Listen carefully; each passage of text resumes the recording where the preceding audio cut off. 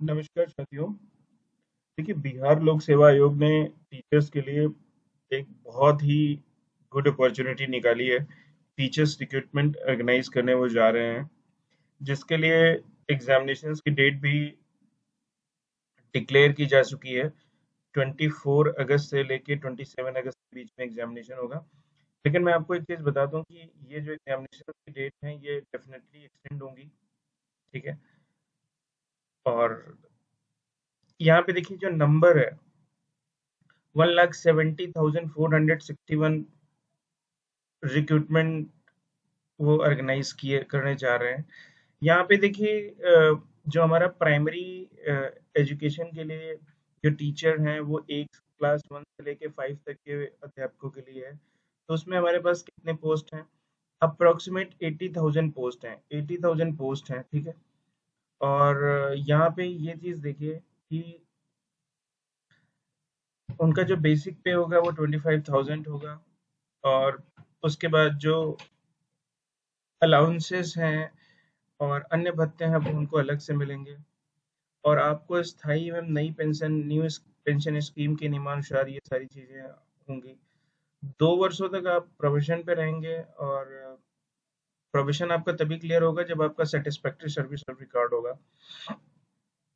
देखिए, सामान्य के लिए जो ये वैकेंसी है और उर्दू के लिए ये वैकेंसी है और ये बंगला के लिए है। यहाँ पे अनरिजर्व कैटेगरी में ये है, अनरिजर्व लेडीज, अनरिजर्व फीमेल्स में ये इतनी सीटें हैं, ईडब्ल्यूएस में इतनी सीटें हैं, ईडब्ल्यूएस फीमेल में इतनी सीटें हैं। और अगर मैं ओबीसी की बात करूं तो ओबीसी में इतनी सीटें, ओबीसी फीमेल में इतनी सीटें हैं। और जो हमारा ये, अगर मैं एससी कैटेगरी की बात करूं तो इतनी सीटें हैं, एससी फीमेल, एसटी फीमेल, ठीक है। तो इस तरीके से जो डिस्ट्रीब्यूशन है सीट्स का वो यहाँ पे है। देखिए, अगर आप बिहार राज्य के नहीं हैं, जैसे अभी 2 दिन पहले नोटिफिकेशन आया है कि बिहार राज्य का परमानेंट डोमिसाइल होना ज़रूरी नहीं है। तो नेचुरल सी बात है, जो हमारे नियर बाई स्टेट्स हैं, जैसे सबसे ज़्यादा कैंडिडेट्स यूपी से अप्लाई करेंगे। चूंकि बिहार से निकल कर झारखंड बना है और छत्तीसगढ़ बना है, तो वहाँ से भी लोग अप्लाई करेंगे, ठीक है। वहाँ से भी लोग अप्लाई करेंगे। बगल में वेस्ट बंगाल है और बंगला अलाउड है, तो वहाँ से भी लोग अप्लाई करेंगे, ठीक है। राजस्थान से भी अप्लाई करेंगे, मध्य प्रदेश से अप्लाई करेंगे। मेजॉरिटी जो कैंडिडेट्स होंगे वो इन्हीं राज्यों से होंगे, ठीक है।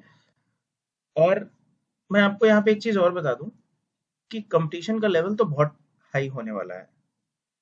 लेकिन आपको मैं एक चीज बता दूं कि आप किसी भी कैटेगरी में हैं, किसी भी कैटेगरी में अपने राज्य में हैं, ये सारी कैटेगरी का बेनिफिट्स आपको नहीं मिलेगा। अगर आप फीमेल हैं तो फीमेल अनरिजर्व्ड का बेनिफिट आपको मिलेगा। और अगर आप मेल हैं तो आपको अनरिजर्व कैटेगरी का बेनिफिट मिलेगा। इसके अलावा आपको कोई भी बेनिफिट नहीं मिलेगा। अब मैं बात करता हूँ कि जो क्लास 9 से लेके 10 तक की अगर मैं बात करता हूँ, तो हमारे पास जो टोटल पोस्ट है क्लास 9 से 10 तक के लिए, वो टोटल हमारा कितनी पोस्ट है? अप्रोक्सीमेट 33,000 पोस्ट है, ठीक है। कितनी पोस्ट है? 33,000 के आसपास पोस्ट है। और इसके लिए देखिए, जो बेसिक रखा गया है वो 31,000 रखा गया है, प्लस अलाउंसेस रखा गया है। सेम 2 ईयर का प्रोबेशन रखा गया है। अगर मैं क्लास 11 से 12 की तक की बात करूं, तो क्लास 11 से 12 तक के लिए टोटल हम 57,000 पोस्ट हमारी खाली हैं, ठीक है। तो 57,000 पोस्ट है और इनका जो बेसिक है वो कितना है? 32,000 है, ठीक है। और सेम, अब मैं थोड़ा सा एलिजिबिलिटी की बात कर लेते हैं। एलिजिबिलिटी की बात करना है। भारत का नागरिक एवं बिहार राज्य का स्थायी निवासी हो, ये जरूरी नहीं है। यहाँ पे इन्होंने संशोधन कर दिया है। इसका वीडियो हमने अपडेट कर दिया है अपने चैनल पे, तो आप उसको देख लीजिए। और हो सकता है बिहार के कैंडिडेट्स में आंदोलन भी होगा, आंदोलन होगा अभी, नेचुरल सी बात है, क्योंकि उनको बहुत बड़ा झटका लगा हुआ है। विद्यालय अध्यापक के पद पर नियुक्ति हेतु राष्ट्रीय अध्यापक शिक्षा परिषद द्वारा समय समय पर जो भी योग्यता निर्धारित करता है वो देखिए इसमें सिंपल सी बात है, 1 से 5 तक आपका डीएलएड है, डीएलएड अपीयरिंग है, बीएड है, बीएड अपीयरिंग है, सीटेट है, सीटेट अपीयरिंग है, ये सारा चीज आपका मान्य है। ठीक है, बस जिस दिन तक लास्ट डेट का रिजल्ट आएगा उस दिन तक आपके पास रिजल्ट होना चाहिए, उन्होंने अलाउ कर दिया है। अब देखिए सीटेट के केस में मैं आपको थोड़ा सा यहाँ पे क्लियर कर देता हूँ कि सीटेट के केस में जो अनरिजर्व कैंडिडेट्स हैं उनके लिए 90, ओबीसी और S C S T candidates के लिए, ओबीसी के लिए हमारे पास 82 है, और बाकी उन्होंने कुछ रिलैक्सेशन दिया है S C S T candidates के लिए, वो 75 रखा है। लेकिन इन्होंने क्या किया है कि अगर आप अनरिजर्व फीमेल हैं तो उसके लिए आपको 82, अगर 90 की जगह 82 मार्क्स आपका सीटेट में होना चाहिए। अगर आप सीटेट प्लान कर रहे हैं, फिल कर लिया है, 20 अगस्त को आप एग्जामिनेशन देने जा रहे हैं, तो आपको 82 मार्क्स आपको होने चाहिए। ठीक है, 82 मार्क्स अगर आपके होंगे तो आपका सिलेक्शन यहाँ पे हो जाएगा। ठीक है, अब मैं आपको थोड़ा सा यहाँ पे क्लियर कर देता हूँ। फॉर्म फिल करिए, बहुत सारी कंडीशंस है, इसको आप डिटेल में थोड़ा पढ़ लीजिएगा। ठीक है, बांग्ला शिक्षकों के लिए उन्होंने ये बोला है, उर्दू शिक्षकों के लिए बताया है कि बिहार राज्य मदरसा शिक्षा बोर्ड, मौलाना मजहरुल हक अरबी एवं फारसी विश्वविद्यालय पटना द्वारा मौलवी आलिम किसी मान्यता प्राप्त बोर्ड से उर्दू में इंटरमीडिएट अथवा किसी मान्यता प्राप्त विश्वविद्यालय से उर्दू में स्नातक की शैक्षणिक योग्यता मान्य होगी। बांग्ला के लिए उन्होंने बताया है कि विश्वविद्यालय से बांग्ला में स्नातक की योग्यता मान्य होगी। ठीक है, तो ये चीज आपको ध्यान रखिएगा। अब 1 से 5 तक के लिए विद्यालय अध्यापक के मूल कोड के पद पर नियुक्ति हो तो शैक्षणिक एवं प्रशैक्षणिक योग्यता में अनुसूचित जाति, अनुसूचित जनजाति, अत्यंत पिछड़ा वर्ग एवं दिव्यांग अभ्यर्थी को न्यूनतम निर्धारित अर्हतांक में 5% की छूट होगी। देखिए 5% का इन्होंने रिलैक्सेशन दिया हुआ है, तो वही मैं आपसे बता रहा हूँ कि वहां पे जो रिलैक्सेशन सीटेट में दिया है वो इसी वजह से ये रिलैक्सेशन मिला है। ठीक है, अब 9 से 10 तक के जो टीचर्स होंगे उनके लिए क्या है, 50% सहित किसी मान्यता प्राप्त विश्वविद्यालय से मास्टर्स, स्नातक अथवा स्नातकोत्तर में बीएड मांगा है इन्होंने। ठीक है, और अदरवाइज ये होना चाहिए, और अदरवाइज ये होना चाहिए अथवा करके। अगर आपका मैथ है तो स्नातक स्तर पर गणित के साथ physics, electronics, computer science, chemistry, science कोई 2 विषय स्नातक स्तर पर पठित हो, अथवा इंजीनियरिंग से स्नातक जिसमें गणित की विशेषज्ञता हो। स्नातक स्तर पर जंतु विज्ञान, वनस्पति विज्ञान, रसायन शास्त्र विषय में पठित हो, इंजीनियरिंग में स्नातक जिसमें विज्ञान की विशेषता हो। सामाजिक विज्ञान में भी यही बात बोली गई, और भाषा से संबंधित विषय में इन्होंने स्नातक स्तर पर पठित होना जरूरी है। देखिए स्नातक 9 से 10 में आपका क्या है, स्टेट 1 रखा है, और अगर कंप्यूटर साइंस का सब्जेक्ट है तो उसमें बीएड कंपलसरी नहीं रखा है। ठीक है, तो ये चीज का ध्यान आप लोग को रखना है। और क्लास 11 से 12 तक का अगर आप टीचर बनना चाहते हैं तो आपको 50% के साथ मास्टर्स होना चाहिए और बीएड होना चाहिए। ठीक है, सिंपल सा लॉजिक है।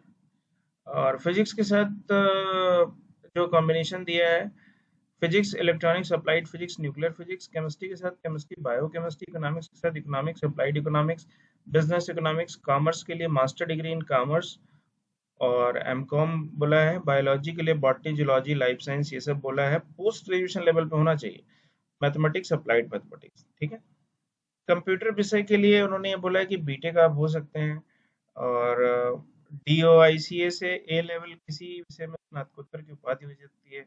एआईसीटी से बीटेक आपने किया हो कंप्यूटर साइंस और आईटी में चल जाएगा। एआईसीटी से मान्यता प्राप्त संस्थान में बी किसी ब्रांच में आपने बी बीटेक किया हो तथा कंप्यूटर में पोस्ट डिप्लोमा किया हो। ठीक है, कंप्यूटर साइंस में एमसीए किया हो चलेगा, कंप्यूटर साइंस में बीसीए और किसी विषय में समकक्ष विषय में स्नातकोत्तर चलेगा।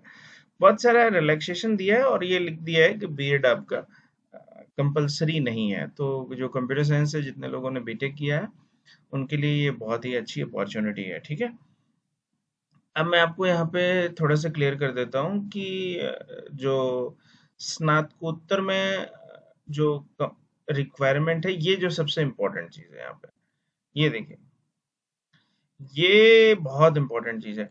प्राथमिक शिक्षक के लिए सीटेट पेपर 1 तथा बीटेट पेपर 1 होना चाहिए।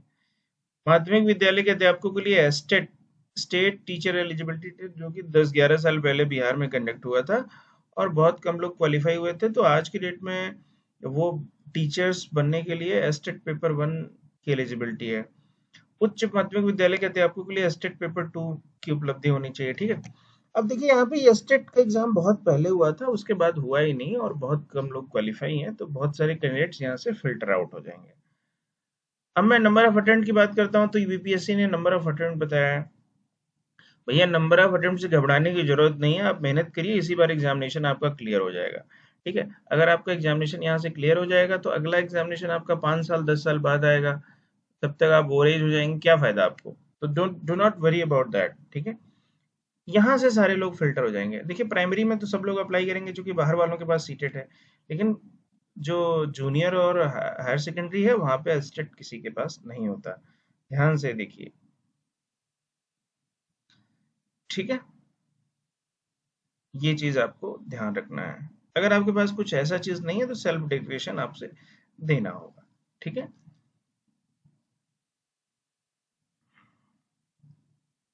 और सीटेड अपेयरिंग है तो भाई आपको सर्टिफिकेट तो देना ही होगा, ये बात आप श्योर है। एज की अगर मैं बात करूं कि तो एज की जो कट ऑफ डेट है वो 1 अगस्त से काउंट होगी, ठीक है। 18 से लेके 18 वर्ष, और माध्यमिक और उच्चतम माध्यमिक के लिए न्यूनतम आयु 21 वर्ष है। अधिकतम आयु जो है वो 37 वर्ष है जनरल के लिए। और पिछड़ा वर्ग, अत्यंत पिछड़ा वर्ग की महिला एवं अनारक्षित महिला के लिए 40 वर्ष है, ठीक है। और अगर SC ST फीमेल है तो 42 वर्ष है। और वार्धक्य सेवानिवृत्ति की आयु 60 वर्ष निर्धारित है, ठीक है। देखिए जो बिहार की नियमावली है उसके आधार पे आपको रिलैक्सेशन मिलेगा, ठीक है। ध्यान से ये देखिए।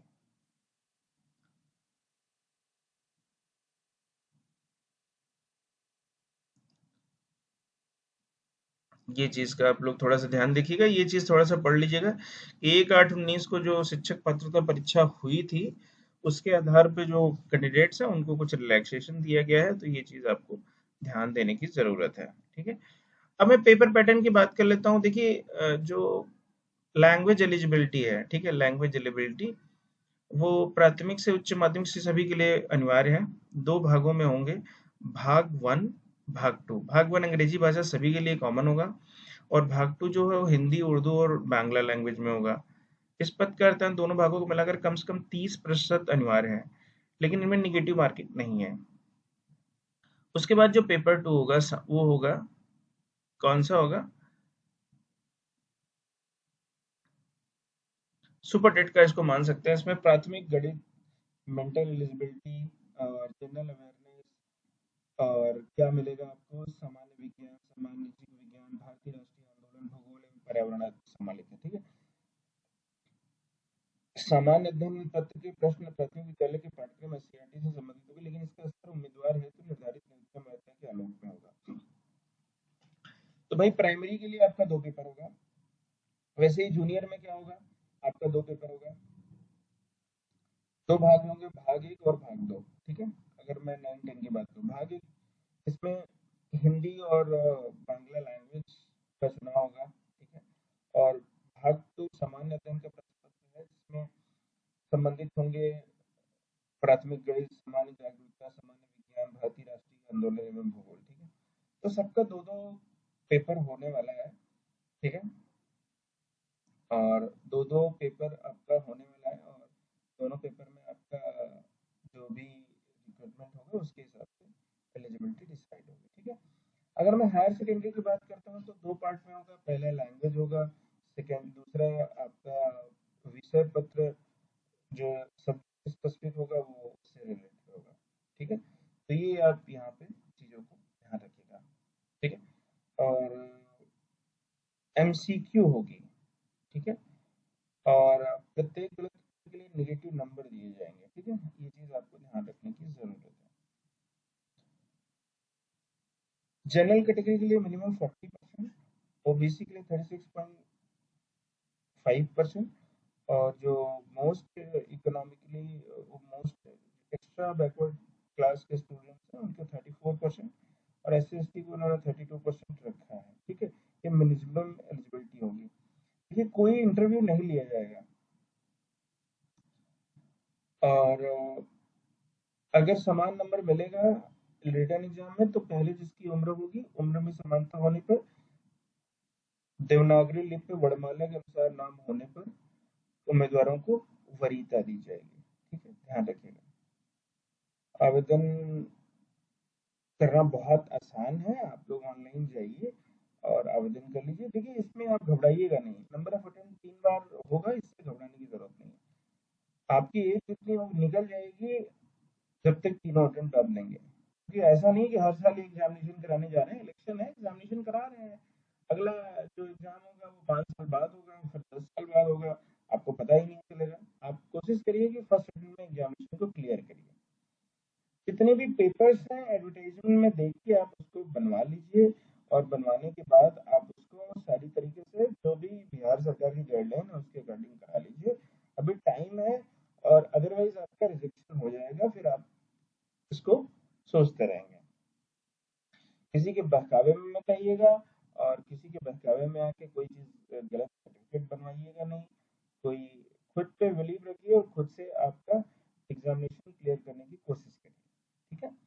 हम आपको एक फॉर्म फिल करके, जो फीस है मैं आपको बता देता हूँ। जनरल के लिए 750 है, और SC/ST के लिए 200 रुपये है, और लेडीज के लिए 200 रुपये है, ठीक है। और जो डिसेबल कैंडिडेट्स हैं उनके लिए 200 है, और अन्य सभी के लिए जो है 750 है, ठीक है। तो ये चीज़ आपको यहाँ पे ध्यान रखने की जरूरत है। और डेडलाइंस दे दी गई है कि 15/6/2023 से लेकर 12 जुलाई 2023 तक ये होगा, और हार्ड कॉपी की जरूरत नहीं, केवल ऑनलाइन कैंडिडेट्स जो भी अप्लाई हुआ है वो उन्हीं को ही स्वीकार किया जाएगा, ठीक है। ये चीज़ आपको ध्यान रखने की जरूरत है। तो wish you all the best. ये बेसिक बेसिक इन्फॉर्मेशन थी जो हम अपने चैनल के माध्यम से आपको देते रहेंगे, और इन्फॉर्मेशन अगर आपको अच्छी रहे तो आप चैनल को सब्सक्राइब कर लीजिएगा।